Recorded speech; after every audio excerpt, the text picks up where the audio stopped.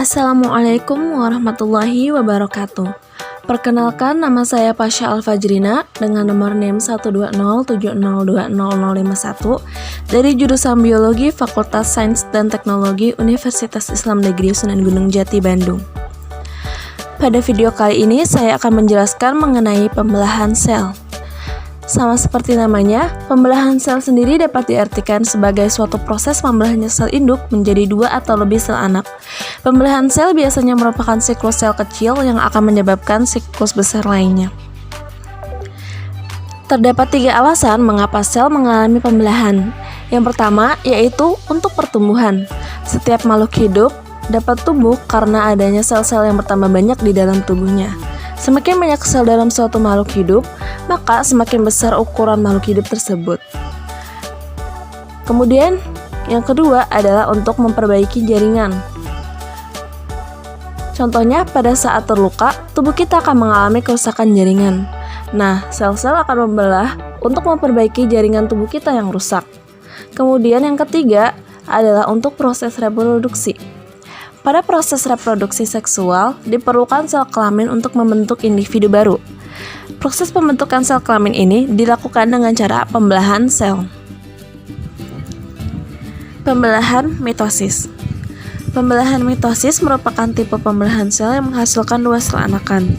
Sel anakan tersebut mempunyai karakter identik secara genetik dengan sel induknya, termasuk pada jumlah kromosom dengan induknya. Jumlah kromosom yang dimiliki sel anakan adalah 2N atau diploid. Sel diploid merupakan sel yang kromosomnya berpasangan.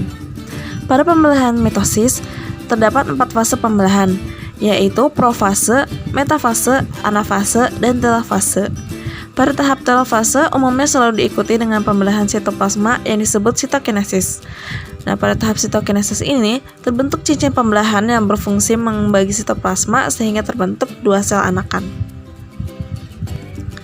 Pembelahan meiosis. Pada pembelahan meiosis menghasilkan 4 sel anakan yang masing-masing sel anakan hanya memiliki separuh dari jumlah kromosom sel induknya. Jumlah kromosom yang dimiliki sel anakan adalah N atau disebut sebagai haploid. Meiosis disebut juga dengan pembelahan reduksi. Nah, meiosis ini dibagi menjadi 2 tahap, yaitu pembelahan meiosis 1 dan pembelahan meiosis 2. Pada meiosis 1 dibedakan pula atas profase, yang kemudian profase ini terdiri dari leptoten, zigoten, pakiten, diploten, dan diakinase. Kemudian ada tahap metafase, anafase, dan telofase. Pada tahap profase terdapat leptoten, yaitu kromosom berkelompok dan memendek. Kemudian pada zigoten atau berpasangan, kromosom homolog membentuk pasangan yang disebut bivalen dan membentuk kompleks sinaptik. Kemudian gen mengalami rekombinasi melalui pindah silang. Dan pada pakiten, yaitu bivalen memendek dan tebal. Kemudian pada diploten, kromosom homolog sedikit tertarik, serta kromatid dan kiasmata terpisah.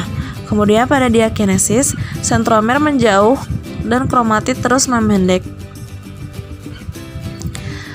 Pada zigoten dan pakiten, kromosom homolog berpasangan menurut panjangnya disebut dengan sinopsis, dan titik 4 menempelnya disebut kiasma.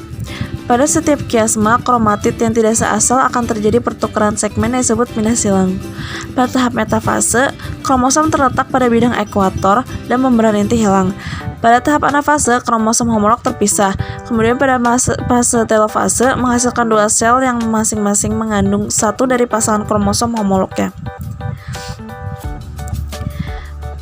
Pada tahap meiosis 2, sama dengan pembelahan mitosis, kromosom masih berpasangan. Dengan selesainya meiosis 2 akan terbentuk 4 anak sel yang mengandung kromosom haploid. 2 di antara sel itu kromosomnya sama dengan kromosom paternal dan yang satu lagi sama dengan kromosom maternal. Sedangkan 2 sel yang lain kromosomnya tidak sama dengan kedua kromosom orang tuanya karena salah satu lengan kromosom yang berpasangan tersebut mengalami kiasma dan di sana telah terjadi pindah silang gen-gennya. Cukup sekian video penjelasan pembelahan sel dari saya. Mungkin masih terdapat banyak kekurangan dalam video tersebut. Semoga dapat memberikan manfaat. Wassalamualaikum warahmatullahi wabarakatuh.